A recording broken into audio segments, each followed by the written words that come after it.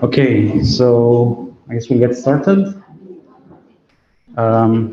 We have the pleasure to have with us Michael Kagan today from SLAC National Accelerator Laboratory, who will talk to us about machine learning at the energy frontier of fundamental physics.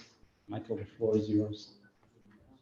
Thank you very much. Thanks for having me. And unfortunately, I couldn't be there this week due to COVID, but I wish I could have been there to talk to everybody in person. But I'm glad to be here, at least virtually, to speak to you.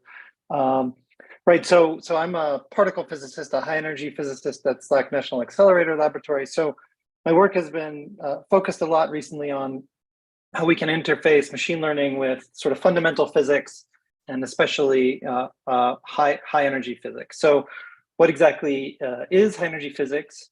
Well, in high energy physics, our goal is to understand the fundamental constituents of nature and how they interact with each other.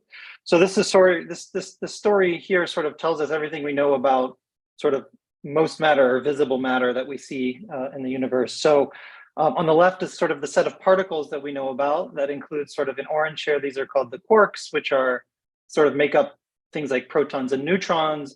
On the bottom here in green are the leptons that include things like electrons and their heavy cousins. We also have particles that carry forces that sort of transmit the information about forces between particles. And at the center is the sort of Higgs boson that was discovered, recently in 2012. That sort of gives mass to all the other particles.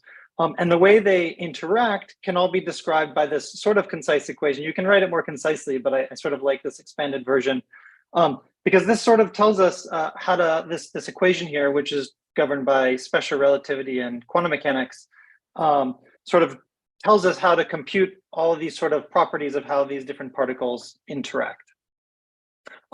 Now, so we know actually quite a lot about the matter we see. There's many things we still don't know, and that's sort of what the future holds for the big questions and what we care about understanding in high energy physics. Things like why this Higgs boson is so light. It turns out to actually be a problem for things like the stability of the long-term stability of the universe. Things like what is dark matter and what is dark energy. They're not explained at all by this sort of standard model of particle physics that we have. Or even questions like when we look out in the universe, we see more matter, we see mostly matter, we don't really see much antimatter. And that asymmetry is actually sort of a problem, and we want to understand where that comes from. So in order to study those kinds of questions, what we're effectively looking for is more particles or more forces, and we try to create them at large colliders like the Large Hadron Collider at CERN. So here's CERN. This is Lake Geneva here. I don't know if you can see my mouse, hopefully. Here's sort of Lake Geneva. This is a 27-kilometer ring, 100 meters underground. And we basically smash particles together with as much energy as we can, because with this sort of Einstein equation, you may know E equals mc squared, we can turn the energy of particles that we're colliding into massive new states, new particles that may have played an important role early in the universe. In order to study these collisions, there's several detectors around this ring. One of them is ATLAS. That's where I work on the ATLAS experiment. And these are huge experiments, sort of 25 meters tall, 45 meters long. And each of these, it's sort of built like an onion with different layers of different sort of detection devices. And we'll talk more about that a little bit later. So this is sort of what the data looks like in a given collision. So it's a sort of the beams are coming along this sort of gray line in the middle, and they smash together at the center, and particles fly out and they interact with different parts of the detector. These sort of cones they're sort of an overlay. They're added to the image. They're sort of clusters of particles. They've been clustered together using sort of a physics-inspired clustering algorithm that gives us information about an underlying particle that may have sort of produce that stream of particles that's called a jet. And we'll talk a little bit more about that. But you can see the data is sort of spread out over the detector. There's energy, each of these, the little colored green and yellow boxes is some energy deposition. And in the center, you see these trajectories that we can sort of measure and trace out using other sort of detection devices. So this is sort of the data that we're working with. And we basically take many collisions, about 40 million collisions a second. And then we can sift through that to make measurements. And I think I really like this figure. This is sort of a figure on the x-axis is different processes that we measure, and the y-axis is their rate. how often they get produced in some units called picobarns, basically units of area. And what I really like about this plot is that this is sort of 13 orders, 14 orders of magnitude. And each of these circles or open circles, squares, or triangles, that's a measurement, and it's sort of with colored error bars, and in gray is our theoretical predictions. So with this theory and with these experiments, we're able to basically make predictions and test these predictions currently over 14 orders of magnitude at a given experiment. So this is a profoundly powerful theory for making predictions about these experiments and about fundamental physics, and the experiments can have the power to really test them. And so I should probably tell you a little bit how we can take this theory and turn it into something useful, how we can actually use it for things like doing measurements or comparing to experiments. And so I think the sort of idea here is we have very precise and detailed knowledge of the data generation process. So starting from that equation we saw a few slides ago, sort of the equation of the standard model, the equation of the particles and how they interact, it turns out it has about 20 free parameters. From that, you can specify different kind of interactions you want to study. So that's sort of what you see the next image to the left. And what we can actually compute by hand, if you have the right training, if you're the right theoretical physicist, you can sort of compute the sort of joint probability of all the particles exiting a collision using the tools of quantum physics. And so, typically speaking, we can compute these joint probabilities for something like up to 10 particles. But these particles aren't really stable. They evolve in time, they radiate energy, they couple together and form bound states. And so that process of sort of particles evolving turns this sort of 10 particle sort of central collision into a much messier state with something like order 1,000 particles that are roughly stable in the lifetime of the detector. And those fly out and interact with the 100 million detection elements of a typical experiment. And each of the sort of different detectors are designed to measure different particles. And we actually we sort of understand the detailed knowledge of fundamental particles or individual particles and how they interact with material. So we can sort of we understand the physics here and can use that to make predictions or build simulations about the experiment. One thing I should note, though, sort of it's only this first step where we can write down the sort of joint probability over this initial interaction, this initial scattering, where we really have analytic knowledge. Or we can write down sort of full joint densities. After that, we have a mechanistic knowledge of how particles evolve or interact with material, but we can't really write down the joint density of 1,000 particles, 1,000 particles produced in a given collision. So what we have is this sort of high dimensional data. Eventually, we're producing 100. Each collision produces 100 million measurements. With a huge number of random processes involved in the radiation of energy, the interaction with materials. And so you can sort of think about the likelihood of observing some measurement X, given the theory parameters, as sort of needing to integrate out all the latent information, which I call Z here, that governs all the random processes in particle interactions and detector interactions. And now we can't really do this integral. It's basically an intractable likelihood. We don't really have the ability to say how likely a given observation is, for some theory, some set of theory parameters. But we have this mechanistic knowledge of the microphysics, and we can simulate it.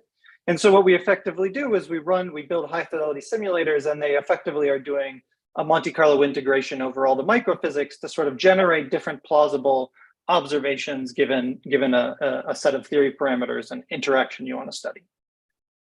And so I bring this up because actually high energy physics is very much a simulation-based field. So our data analysis pipeline really relies on the idea that we can sort of compare a very high fidelity simulator with real data, run them through the same data analysis chain, and by comparing them, we can use those simulated predictions to build, for instance, to perform statistical inference by comparing to the data. So I'll talk a little bit more about how that works later on, but you can sort of see an example here on the bottom. This is sort of some variable. This is the mass of, for instance, 4 electrons, and the y-axis is the number of events we might see, in a data set. In black is the data, and in red and blue are the simulation, and you can see they match up quite well. And in blue is actually the peak, the mass, the peaking mass of the Higgs boson over this sort of red background. And we can sort of look at this comparison and say, okay, well, the data is certainly much more consistent with having this blue peak in there. Now, by comparing these densities, we can run sort of different sorts of statistical inference. Mostly we do frequentist statistical inference at the LHC. And you can ask questions like, how often is the Higgs boson produced? What is its mass? You could sort of measure even some of its feature distribution. So those are the kinds of things that we do. And machine learning plays a role effectively these days all over this data analysis chain in high energy physics. Starting from the experiment itself, where although we have 40 million collisions a second, we can't keep all of them on disk. So we have to do sort of low latency real-time decision making, a sort of data acquisition challenge. We have these ultra high fidelity simulators, but they can be very slow. And sometimes some of them can be hard to sample. So machine learning is playing a role in developing sort of fast simulations and sampling tools. Certainly in the data analysis, we have this data that reaches our detector. We want to turn the measurements into sort of identified particles and then select different collisions that have similar particle content. So those are sort of pattern recognition challenges, and we have many of those in our data analysis. And then we actually want to extract information from the data sets, sort of inference challenges, things like parameter estimation, hypothesis testing, or design optimization, where machine learning is enabling us to do this sort of more powerfully. So I think each of these topics could probably be its own seminar or a few seminars. I'll give sort of a sampling of a topic in each of these sort of challenges, and then sort of summarize to give you an idea of where we're going with this talk. So it's a bit of an overview buffet of what's happening in machine learning for high energy physics. So we'll start with pattern recognition. So in a typical particle detector, as I sort of mentioned, the detector is built from layers. The particles, this is sort of a cross-sectional view of a detector. The beams are coming into and out of the page, and they collide at the center, and particles sort of fly out. And we have different layers of different kinds of detectors designed to measure different particles. At the center, we basically have pixel cameras. Pixel detectors is what they're called, small silicon pixel devices that measure sort of points in space where a charged particle traverses, and then you can sort of look at multiple points in space and try to play connecting the dots to trace out these trajectories. Then the particles smash into these sort of brown and blue objects. These are called calorimeters. So these are destructive measurements where particles stop and they deposit all their energy. So you can sort of measure the energy and direction of the particles. And this is especially useful for things like neutral particles that don't leave any other signature in a detector. They pass through all these pixel devices and sort of just leave energy deposits in these calorimeters. So this is sort of on the right, a little bit more about what this looks like for real. You've seen a few of these event displays where you have these charged particle trajectories that have been measured in the center of the detector. Again, this is sort of a cross-sectional view. And then you see these sort of green and orange histograms, which are representing the amount of energy in a given, deposited in a given direction in one of these calorimeters. So that's the total energy that some of these particles that have been stopped and measured. So you can see, although there's 100 million detection elements, it's not that every detector element turns on at the same time. We certainly have sort of globally sparse data with sort of locally dense energy depositions or energy measurements. We also have quite an irregular geometry. You can see some of these devices, even on the outside, have weird overlaps. So certainly this doesn't sort of map onto a typical, the data here doesn't map onto a typical imaging or text-like problem. And so that's something that has to be handled. And typically in order to sort of go ahead and look in this data and find particles, what we do is basically use physics intuition to build clustering algorithms. So we'll cluster together different energy depositions. We sort of find these trajectories and we match energy in these calorimeters and these histograms with charged particles, and we try to identify individual particles and their energies. And from sets of these particles, we'll sort of do feature engineering to determine, okay, well, given these measurements, does this look more or less like an electron, or does this event look more or less like Higgs boson or something? So a lot of feature engineering and clustering algorithms. But of course, more and more over the past 7 or 8 years, machine learning has been playing more and more of a role of trying to address these challenges of pattern recognition by feeding the data directly into well-chosen algorithms and trying to perform the tasks of things like classifying different sorts of measurements as different kinds of particles and measuring their properties. So this sort of begs the question: we have these very, very weird devices that don't really map onto anything in other fields. And so how should we really think about taking this data and using it in the machine learning world? And that sort of the field of high energy physics has with a little bit of a delay followed along with what's been happening in machine learning, starting sort of in 2014 with beginning to think about different mapping the detector measurements onto images and using things like deep convolutional neural networks, to using things like sequences, lists of particles as sequences to try to classify and perform sort of regression tasks. And these days, also things like sets, graphs, point clouds, even models organized as trees, which we'll mention again briefly later, have sort of been explored in the field to try to map on the right sort of model structure to the sort of the data that we have. And where things are sort of settled these days, or at least in their current form, the way a lot of the work is focused is around graph neural networks. So they tend to be quite a good fit for the sparse nature of the data we have, and the fact that we have quite irregular geometries. So if we have different measurements at different points in space, they can sort of be nodes in a graph, and we can run things like message passing over graphs in order to process this data. And also, there's very often a variable number of measurements in our detector that are actually useful. Many of them are zeros. It's kind of sparse. So graphs tend to be a good match here, and they've sort of been used for many different tasks. For instance, I mentioned sort of as particles traverse these sort of inner pixel detectors, they leave different measurements of space points. Here you can see these red dots. You can imagine an individual pixel in a camera is turned on. And you have many of these, upwards of sometimes 10,000, and you want to basically play a big game of connecting the dots, which there's been a lot of work with graph neural networks to try to map these red dots into trajectories. You can then look at sort of groupings of particles and try to classify or estimate their properties. These are specifically groups of particles known as jets, which we'll talk a little bit about more, so I won't focus on now. We have these calorimeters where I mentioned the particles get smashed into some material and get stopped, and they actually tend to have very bizarre geometries where sort of there are multiple layers of measurements, each with a different granularity and a different geometry. And so mapping that granularity and geometry into sort of space measurements with a graph has been quite useful. And we can even sort of look at where each of the particles in a whole event have gone and try to map that onto a graph and process it. Right, so graphs have sort of been very of a lot of interest in the field these days. And so I'll sort of look at just one of these challenges, that's sort of classifying jets, to give you a little bit of idea of what we've done and sort of where I think some of the work is going.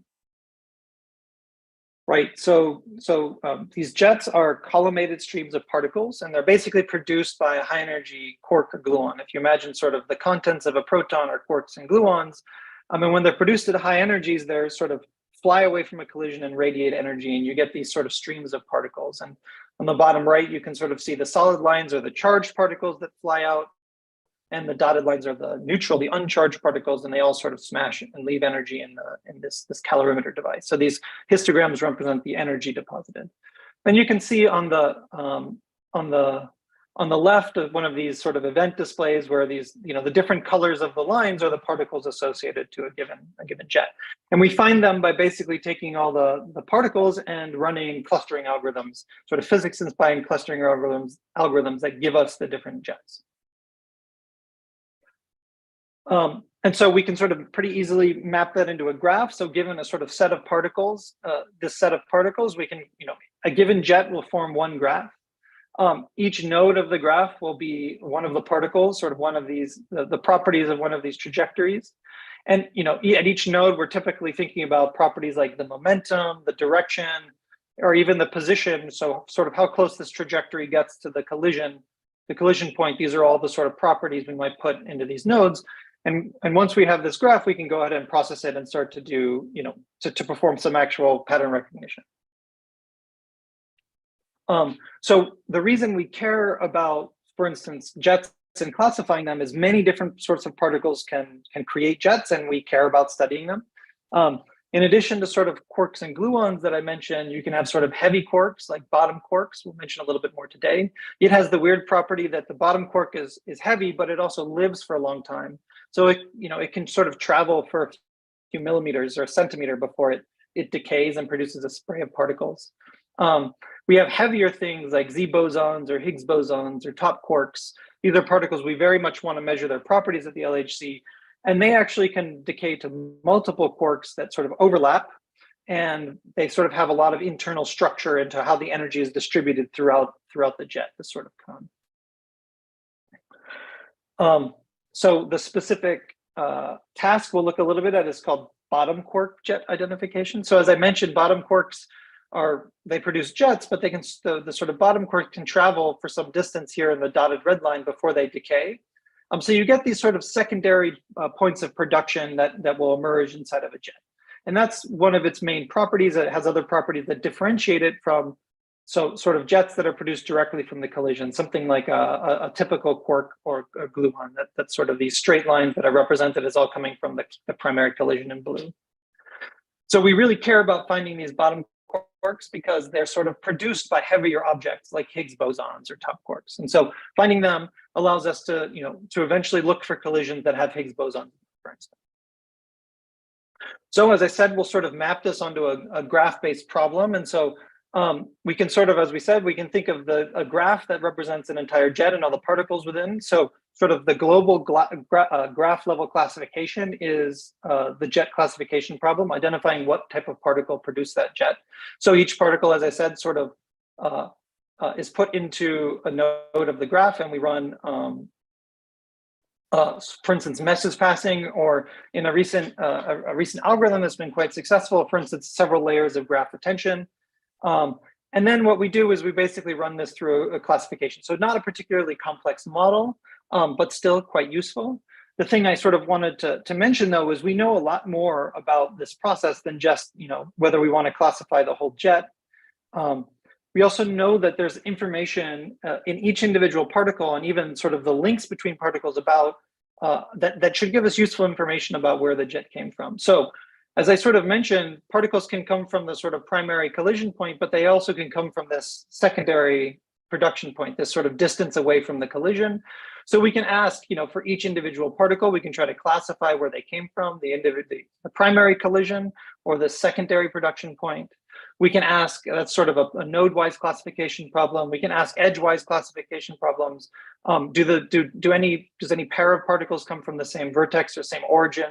And these are sort of physics-inspired auxiliary tests. We sort of know that what the answers to these questions should be if we had a good graph neural network, if we were able to process these tools, and they should be able to help in the overall classification of the jet.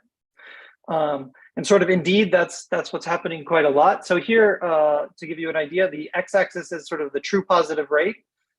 This is sort of a rock curve here, the true positive rate on the x-axis. And for some reason in particle physics, we like to plot not the false positive rate on the background, sort of the background, but 1 divided by the false positive rate. The only thing that changes is upper right-hand quarter is better. So the higher and farther to the right, the better the curve. Each of these, is a different incantation of the algorithm. In red is sort of the baseline, what we were doing before, which was largely based on feature engineering and a few small neural networks sort of combined together. So in the bottom panel, you can see ratios of sort of these curves. So again, higher is better. And if we go from this red curve to the blue, which is sort of all the bells and whistles of the algorithm I showed before, we can get about a factor of 2 improvement over sort of baseline algorithms. But I sort of like to mention these two sort of in green here is the algorithm if we don't have those auxiliary tests I mentioned, and in red or in orange and purple are basically running this graph neural network with one or the other of those auxiliary tasks, and each of them give you about a 50% improvement in reduction, basically reduction of false positive rate at a given true positive rate, and given efficiency for finding a bottom quark jet. So it's really nice to see that if we can think through the problem and understand what are the auxiliary tasks, what are the sort of the domain knowledge that we might have that can inspire us to develop these auxiliary tasks, they can really inform us, they can really inform the primary classification tasks we care about. So there's a lot of knowledge that we can't necessarily easily learn by just throwing everything in a graph and hoping that it learns. And so a lot of thinking can actually be really helpful in making these algorithms work well. And I think that sort of connects with this question of, if adding information in the auxiliary task is useful, can we add other information, other sort of physics knowledge, physics inductive bias into these problems? And certainly that's things people have been thinking about for a long time. So this includes things like structure. Instead of having just a simple graph or a graph neural network, we might sort of structure these jets as trees. So as I mentioned, we've sort of formed jets by clustering algorithms. They're sort of a pairwise agglomerative clustering algorithms. Based on how we know we clustered them together, we could actually basically form trees, basically put small neural networks at each of these nodes and process the jet as a tree. And there's been some nice work on sort of these tree structured recursive neural networks. So that's sort of adding structural information to the problem. We can also certainly add symmetry. We heard about symmetry a few days ago. It turns out the symmetry of high energy particles and particles close to the speed of light is Lorentz symmetry. It's the symmetry of four-dimensional space-time that includes both rotations and translations, but also changes of reference frame, sort of what's called a boost, where you want to look at the same physics, but from a reference frame moving at a different velocity. So you can encode that all up in a symmetry group, and you can build graph neural networks that actually they can be equivariant to these Lorentz, the Lorentz symmetry. And so there are certainly benefits to doing this, and we've seen that as we begin to sort of study the landscape of these algorithms. So this is sort of a related task, classifying top quark jets versus sort of light quark and gluon jets. But really what I want to look at is, on the bottom left is a table of different algorithms that include convolutional neural networks. This algorithm ParticleNet is a graph, and different sorts of neural network architectures, all compared with each other in terms of this one classification task. And while it's not that something like the tree neural network model, which sort of has the strongest inductive bias, the strongest structure in terms of the neural network design, it's not that it necessarily gets the best performance. It certainly gets very good performance, but it actually uses far, far fewer parameters. I know that's not, in many cases, we're thinking about very large models. We don't necessarily have the resources to build enormous models and train them, in our field. So adding these inductive biases, making us more sample efficient and more parameter efficient, can be very helpful for training more complex models or more powerful models. So we certainly see a benefit in sort of sample efficiency. And on the right, this is again sort of the true positive rate on the x-axis versus 1 over the false positive rate. So upper right is better, and this top blue line is one of these models where we've incorporated this Lorentz symmetry, and that sort of dominates all the other algorithms. The right here is sort of the graph neural network without Lorentz symmetry. So we also see that we can really improve performance when we add good symmetries or good knowledge into these models. And so I think that's certainly the direction that a lot of this work is going, thinking about as we're not only trying to map our detector data onto given neural network architectures, but encode as much physics knowledge into those models as we can. So one of the things I want to mention is, not only do we want, so typically we're doing this offline, we've collected our data, we're running algorithms on a computing grid. But there's also a challenge of trying to get the data off the detector in the first place. So, we're colliding particles at about, doing these collisions at about 40 million times per second. And each of them being about a megabyte means that the data rate at a given experiment is about 40 terabytes a second. And we cannot keep all that data. In fact, we can only keep about 1% of it on disk. And so we have to sort of reduce the data rate significantly in basically a few seconds, or a few, in many cases, sort of a few milliseconds for decision making, but we also have to sort of transport data around on long cables. But nonetheless, the way that this works is, as data is sort of flying off the detector at sort of 40 terabytes a second, right on the detectors themselves, we put electronics, custom electronics, that try to do fast decision making effectively in circuits, in the electronics themselves. And the reason we do that is we have only about a microsecond to do this. From there, we hope to reduce the data rate to about 100 gigabits per second that we can then send out to a sort of a CPU farm. These days, more and more GPUs are being used. And that's sort of a higher level, what's called the higher level trigger. But basically, we have a few hundred milliseconds to try to refine our decision-making process to decide what we keep on disk. And anything we don't keep is basically lost forever. So this is sort of a process that we want to do as best of job as we can in identifying the interesting collisions.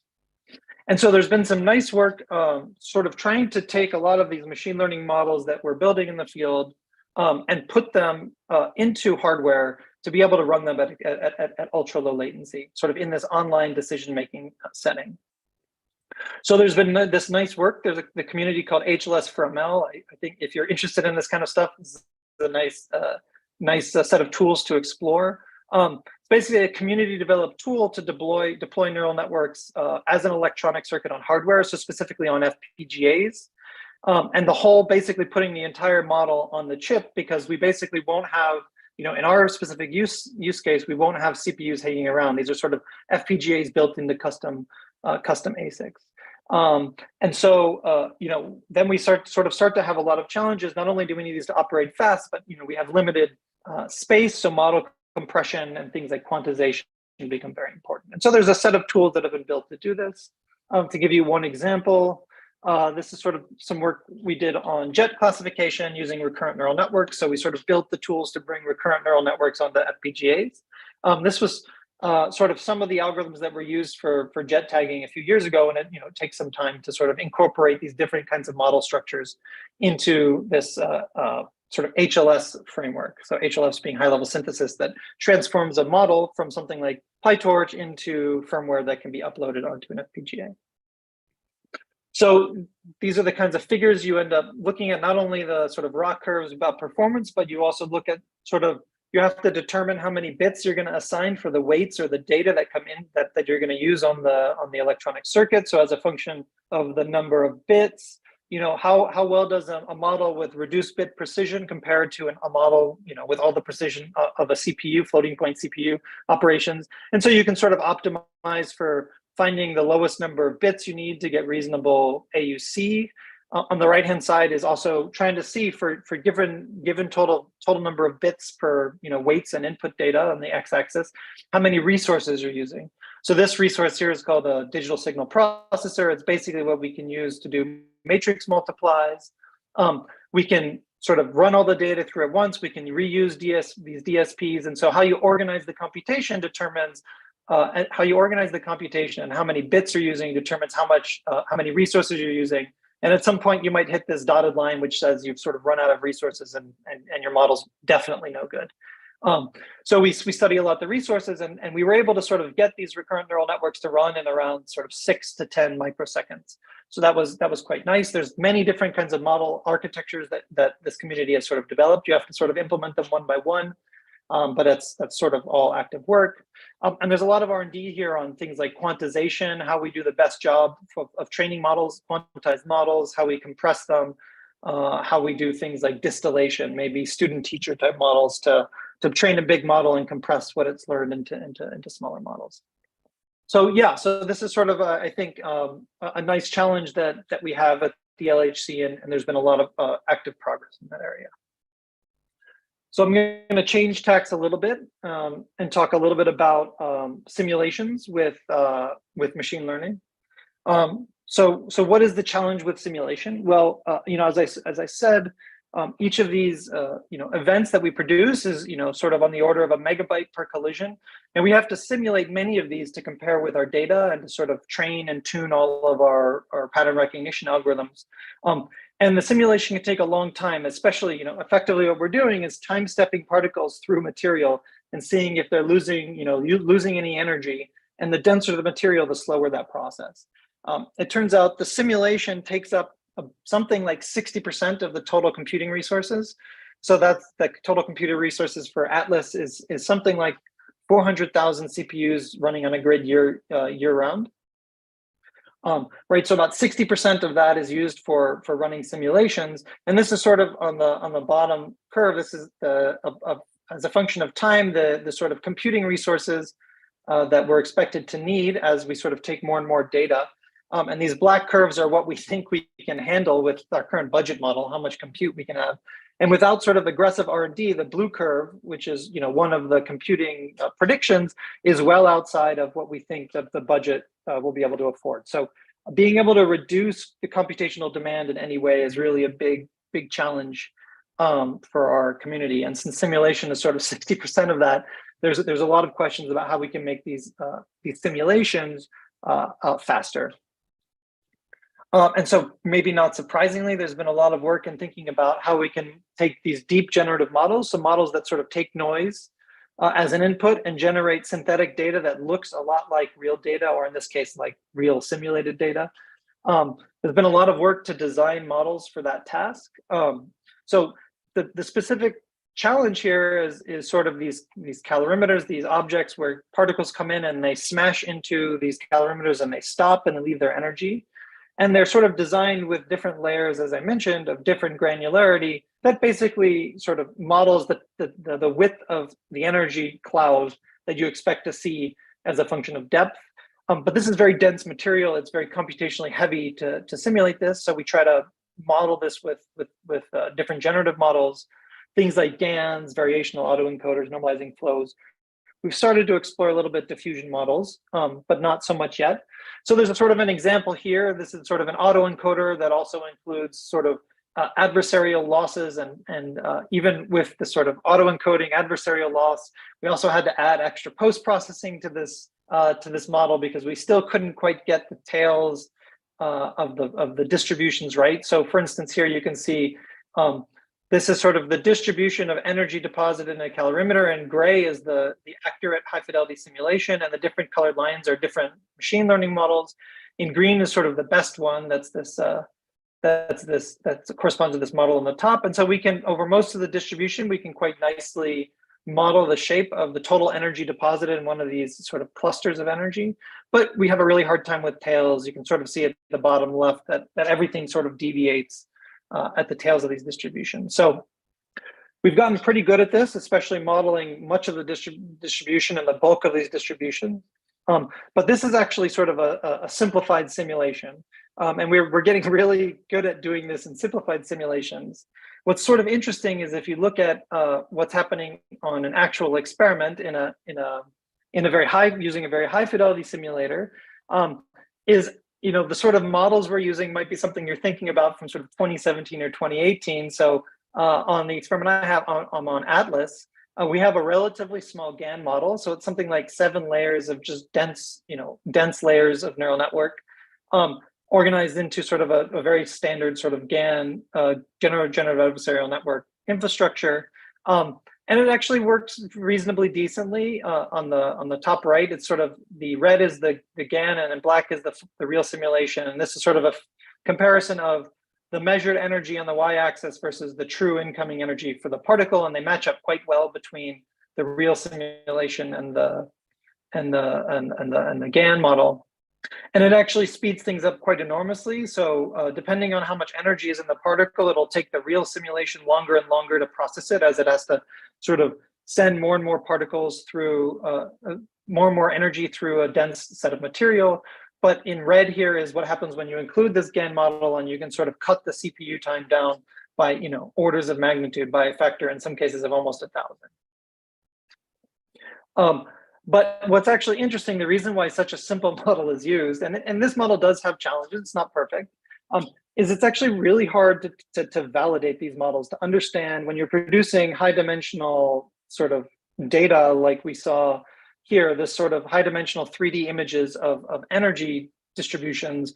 How do we know whether we did a good job? And so many layers of validation went into this, checking different sort of physics inspired distributions, using them in downstream pattern recognition algorithms to see if everything sort of made sense, and assigning any sort of uncertainties in places where things are not working so well. So sort of an interesting thing that sort of older models are what's really being used in production, at least in this part of the sort of machine learning for the experiment. But one thing I wanted to note is, while these models are nice for producing fast simulations, they're useful for more things. You're effectively producing a very fast neural network version of the detector. And as we'll see, it has other properties that actually can be quite useful for other tasks. So specifically, we started thinking a lot about how we can use these generative models, these basically surrogate neural network simulators, for helping in tasks like design optimization. We're all the time designing new experiments, new experimental components. And roughly the idea here is, given some design parameters, you can give those design parameters to the simulator that it can then simulate that detector, generate some output data. And you typically want to design your experiment to fulfill some objective, to give you the best energy measurements or the most precision on an energy measurement, for instance. And you could sort of formulate this as an optimization task, finding the parameters that best minimize some design objective. Practically speaking, the way that this is done now is you get someone who's worked on detectors for 30 years, who knows a lot about detectors and has a deep intuition, and they sort of guide the process, getting graduate students to simulate different configurations and testing them based on that sort of expert knowledge and intuition. So it's very much not an automated process. And so what's kind of interesting is once we have these surrogate simulation tools, we can start to use them to help automate or better automate some of the optimization tasks, specifically using things like gradient-based optimization, because once we put this surrogate simulator in place of our real simulator, so that we've sort of learned how to simulate data for different possible designs, that we can then pass gradients through this neural network. These are neural networks. They're typically continuous functions built in automatic differentiation frameworks. We can take their gradients and actually optimize the design parameters directly.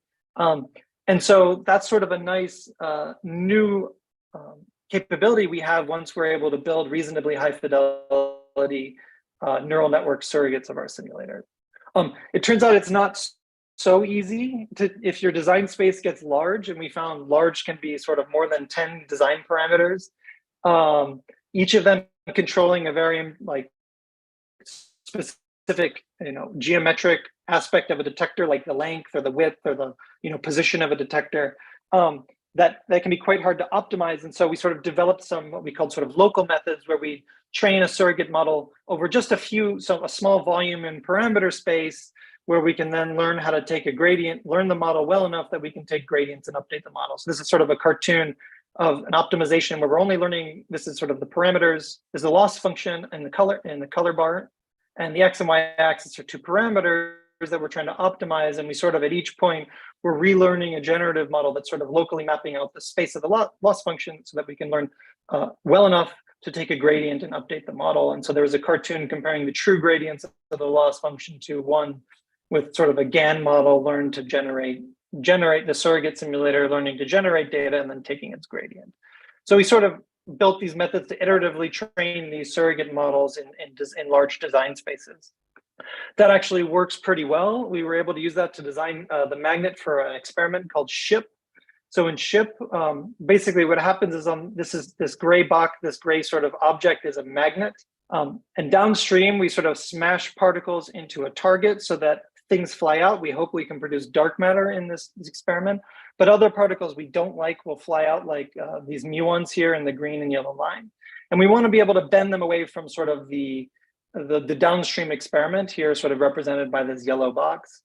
And so the goal here was to design, to optimize the shape of this magnet, sort of multiple stages, each with a height, width, and length. You can see on the bottom, sort of the neural network, a video of the neural network sort of stretching and squeezing the different segments of the magnet to optimize its length and width. And sort of when we did that, we were able to get sort of a reduced weight and length over previous designs, which effectively not only saved money, but also improved the performance. So thinking a lot about how we can interface these sort of generative model tools or these sort of surrogate simulation tools with tasks like design optimization, I think is quite powerful. And it sort of also hints at this idea that, given a very high performance simulator and a very high performance machine learning algorithms, combining the two can sort of open up, new abilities or allow us to perform tasks with much better fidelity. In this case, finding these design parameters or performing inference over them. And that's sort of an example of what I sort of put into the larger class of simulation-based inference tools. And so given how much we rely on simulation in our community, the idea that we could use machine learning and simulation together in what I'd sort of called simulation-based inference to estimate key parameters like design parameters or physics parameters is also sort of a big direction that people are exploring in our field. So, why do we need to do this? Well, we've sort of hinted at it several times. We take both our experiment and simulation data which both sort of produce data that that looks like it's coming from our detector in the simulation or the real detector data. We compare them, but the way that we compare them, because the simulator has this sort of intractable likelihood, we can't track or compute the likelihood of any given observation. We effectively perform lots of simulations. A smart physicist will come up with a good variable that can separate a signal we care about, like a Higgs boson, from the backgrounds. And so we're basically compressing 100 million detector elements into one number, and then sort of making a histogram that we can use for density estimation and performing statistical inference. So our hope is then to be able to avoid this massive compression from 100 million detection measurements to one number using some of the tools of machine learning. So this is sort of the realm of simulation-based inference. So the basic setup is, given a simulator that can generate, different samples, which I call xi here, we'll also have some observed data with some true parameters, and we want to estimate these true parameters. We want to then estimate key sort of statistical quantities that allow us to do Bayesian or frequentist statistical inference. So we specifically care about likelihood ratio estimation in high energy physics, because we can use that for,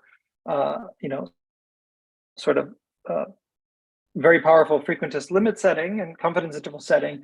You can also do posterior estimation. I'm not going to talk about that here today. We don't really do very much Bayesian inference in the sort of LHC world, but there's this whole sort of map of different kinds of methods that are developing in simulation-based inference that have pros and cons depending on how high dimensional the data is and how expensive the simulator is to run.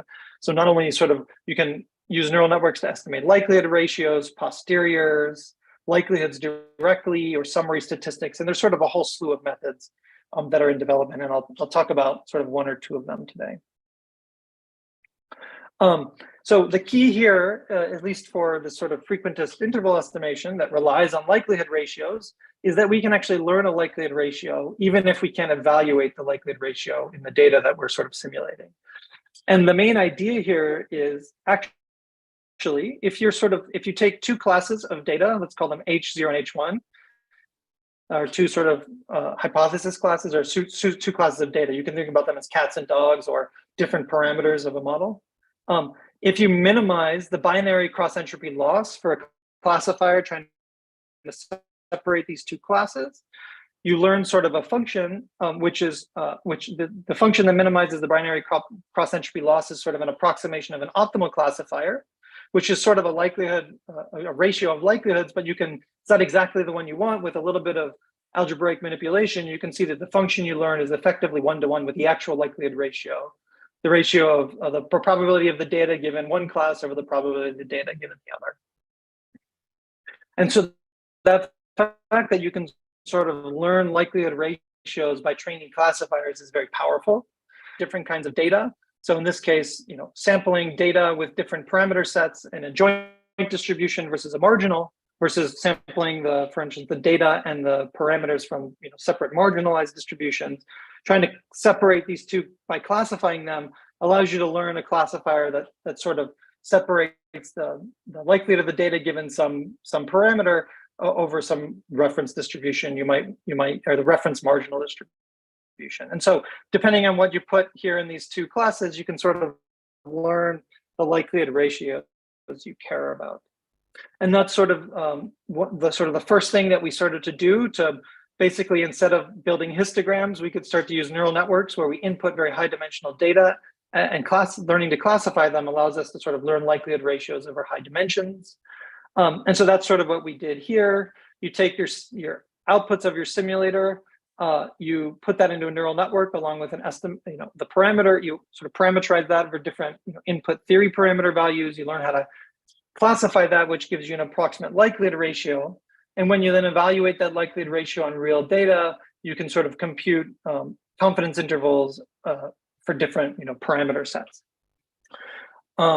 So on the right is sort of concentrating only on the green line here. This is as a function of the training sample size. The y-axis is how the error that you achieve on training a neural network to approximate a likelihood ratio, or sort of on the approximation of the true likelihood ratio. And it's a sort of a toy problem where we know the answer. And what you can see is in histograms, it's sort of this yellow dotted line. Once you sort of fix the bin sizes, eventually you can't really improve your approximation of a likelihood ratio. But as you sort of scale the data set size up and process high dimensional data, this sort of classifier-based approach in green can eventually overpass quite significantly the histogram approaches in terms of doing a good job approximating the likelihood ratio. What we sort of understood is that in many cases, you can actually extract additional information from the simulator. This was sort of called the mining gold paper that really made these tools much more heavily investigated in our community. In many cases, although you can't estimate the likelihood of the observations given the parameters, because you'd have to integrate over all these latent random variables, you can often extract the likelihood of the observations joint with all these latent random variables. I'm not going to talk too much in the details of that, but basically what you can do is extract additional information from the simulators about these joint likelihoods or the gradients of these joint likelihoods and use that to improve your likelihood ratio training. And this is where these tools really began to shine, because we could sort of improve for a given error on the likelihood ratio approximation, we could sort of get 100 times more efficient in terms of training sample sizes. So that's sort of moving from this green line to this red and blue lines here. And so if you actually put these tools in practice, they make huge differences in terms of confidence intervals. So sort of going from this is sort of two parameters in a Higgs boson study that we want to measure, and the intervals shrink by sort of factors of 2 or 3, which is effectively like adding many years of data from the LHC. Right, and so one of the things that's kind of interesting is as we added this augmented data, which included sort of gradients of joint distribution, joint likelihoods of the data, we were able to much improve our tools. What this is basically saying is if you can get your simulator and you can take gradients of its predictions, you can use those to help train these sort of statistical inference tools. And that sort of inspired us to think about, well, in this particular original paper, they were sort of able to do that with sort of finite difference methods. But what if we could start to think about more generally, if we took all of our physics simulation code or physics, even sort of some of the physics code more generally, and start to integrate that with automatic differentiation frameworks. So instead of sort of these simulators that can only generate data, suddenly we'd be able to take gradients of them and use them in sort of gradient-based optimization pipelines. And this is sort of what I call differentiable physics, or differentiable programming applied to physics. And so once we sort of integrate our physics code with frameworks like JAX, for instance, then we can start to take all those simulations and all the knowledge we have in them and put them into machine learning models to build sort of more physics-aware machine learning models. And that's sort of what I think is the next frontier here, where we started to do that. The first part of our simulation chain we integrated with JAX. This is just those analytic densities that we can compute over sort of the initial scattering that I mentioned at the beginning. They're sort of functions of the sort of joint densities over particle momentum, and they're functions of the theory parameters. When we integrate these simulators that can sort of generate these densities for any sort of particle scattering process, we integrate them with JAX, and now suddenly we can take gradients of these sort of densities with respect to the particle momentum or the theory parameters. And these are sort of exactly the derivatives that you'd want to help train all sorts of machine learning models. So for instance, we sort of use these gradients as targets, additional targets, and sort of trying to train a likelihood ratio model. So sort of if you're trying to not only train the likelihood ratio by classifying data, you might also want to say, okay, but the shape of this likelihood ratio, the gradients of that likelihood ratio with respect to the theory parameters should sort of be very similar to what we have in our actual simulation. And now we can compare these sort of higher moments of the likelihood ratio and use them to constrain as constraints in the training. I know this part's going very fast, but I'm sort of coming to the end, and I wanted to finish on time. But sort of as we add this gradient-like information into, for instance, likelihood ratio training, as a function of sort of the training step of the APOC, we can get massive improvements in how quickly we can train these models to a given error. on the likelihood ratio. So adding in these gradients, using this physics simulator gradients as training objectives gives us huge improvements in sort of efficiency for training. And so I think this integration of physics software into automatic differentiation tools is going to be a really interesting way to take all the physics knowledge in simulators and start to bring them into machine learning models. And so that sort of brings me to the summary. So there's a lot of challenges in high energy physics that are, I don't know if they're relatively unique, let's say, very sparse and irregular data. Sometimes we need very ultra low latency data processing, and we have very complex data generation process, but we actually sort of know how it works. And so we can interface machine learning and simulations to try to address many of these challenges. And I think that's sort of a key interesting direction that we're exploring. And in all of these tasks, we're sort of hoping to find the best ways to combine our existing knowledge of physics with these machine learning tools. So instead of sort of replacing everything we know with machine learning, how we can get the best of both worlds, either through things like symmetry, structure, or differentiable programming approaches to machine learning model design. And with that, I will finish up. So thank you.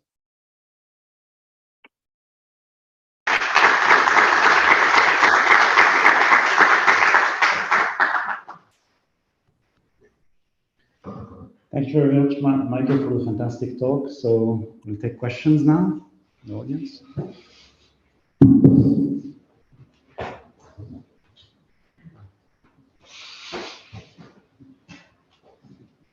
Yeah, thanks a lot for this talk. I have a two questions, but I'll try to start with one. So the first one is about, you mentioned the use of Lorentz equivariance in one of your slides. And I was wondering, why do you need Lorentz equivalence in your network? Because I would have thought that you had a preferred frame, which was the frame of your detector, and that if you express everything in this frame, then you wouldn't need equivalence anymore. Sorry, I had a little bit of trouble understanding. Are you asking if we're in the lab frame of the detector, if things are really equivariant? Is that what the question was? So my question is that, so you've got the detector, you've got the particles, and if you try to move from the frame of the particle to the frame of the detector, then you have to take Lorentz equivalence into account. But you could also do some kind of gauge shifting where you express everything, all of the data, into the frame of the detector, and then you wouldn't have to worry about having any equivalence anywhere because you're never changing frame. So I think effectively all the data is already taken, it's already measured in the frame of the detector, right? So that's sort of what we get now. But I think the idea is, given a collision, you could a collision where a particle comes out, if we rotated that around the beam, there's no difference in the physics there. And having to relearn, the fact that, these particles flying up versus the particles flying down are different that's sort of what we're doing now. Whereas those are sort of map onto the same, that's really the same data effectively because of the rotational symmetry. And the main thing about the Lorentz symmetry is there's you can sort of add velocity along the sort of beamline direction, or even, change the overall velocity of particles, and things should be roughly the same. So what that's really saying is if I have the same particle or the same sort of particle in its same decay, but maybe that it was produced with slightly more energy or slightly less energy, there should be a lot of those are roughly equivariant. I mean, roughly the classification decision should be roughly invariant. So if we sort of boost the data or rotate the data, we shouldn't really be making different classification decisions. And that's sort of, much like was explained a couple of days ago, most of the network is equivariant, and the classification layer at the end is sort of invariant, trying to make sure that, anything that's sort of roughly equivalent from the symmetries, the Lorentz symmetry should be, classified the same. Does that, I had a little trouble hearing your question, but I hope that answered your question. Yeah, that's really true. I have to go back to the paper, but that's already, thank you very much.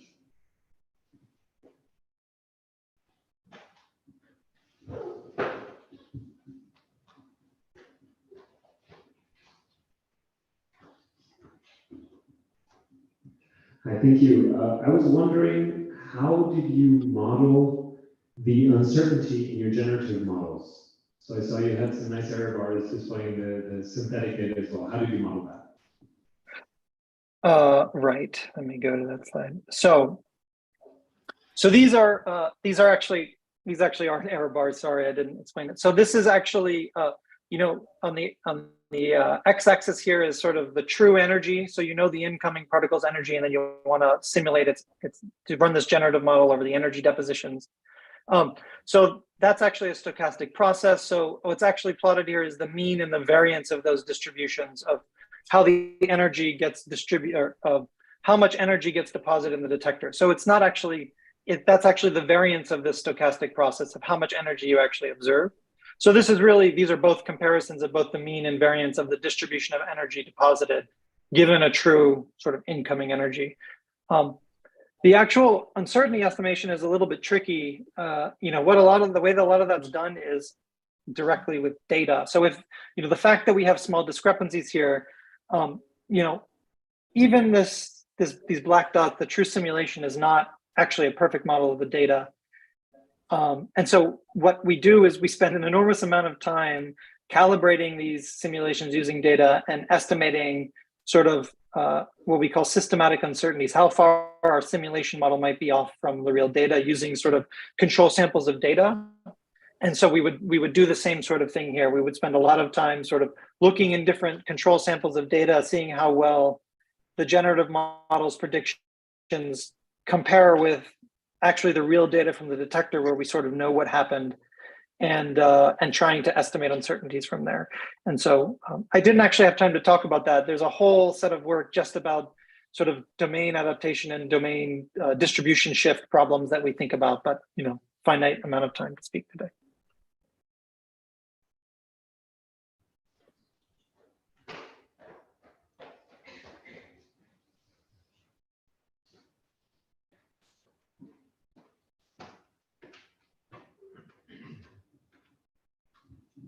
So another question about the very last slide, the differential simulator of physics. So yeah. So I mean, classical physics is not differential, it's not even continuous, right? If I think about just dropping a ball and it hits the floor and then bounces back, that's not continuous. So how, and you're dealing with collisions, so how do you actually do a differential simulator? Well, so right, and in particle physics, everything is stochastic anyway. So it's a lot of sampling of random numbers and sort of driving a highly stochastic simulator. Right. So at least let's say we can sort of separate this into processes where there's lots of discontinuities. So and some where there are not. So the reason why we sort of addressed the first part of this simulation, this is just the part where we go from the theory to sort of the theoretical prediction of a sort of individual particle scattering, and where we can compute these joint densities. At least analytically, theorists can write them down, and they write basically simulation tools that say what you do is you list out the particles you want, and it'll sort of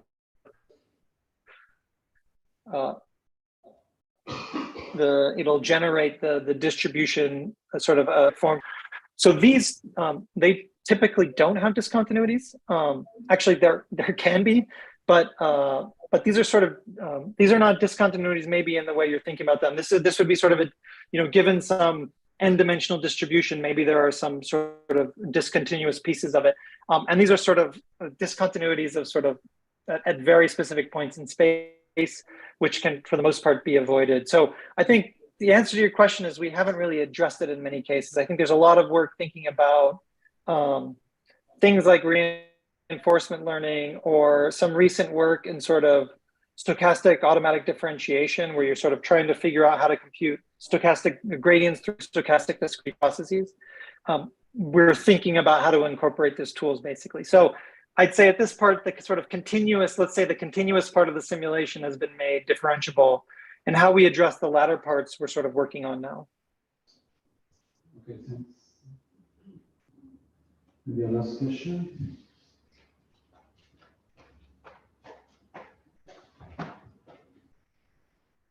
So I have a question about the goal of the pipeline. Is it to determine the parameter theta, or is it to determine the limits of the theory, of the physical theory that you have? I guess wondering how we would differentiate those two questions, right? Given given sort of a set of data, we can sort of posit new parameters in the model. Let's say we add a new particle, it has some mass, we can go test for a particle of that mass. And that's effectively sort of trying to measure that mass parameter. So that's sort of parameter inference over the parameter estimation over this hypothetical new particle's mass. But at the same time, we can also just do,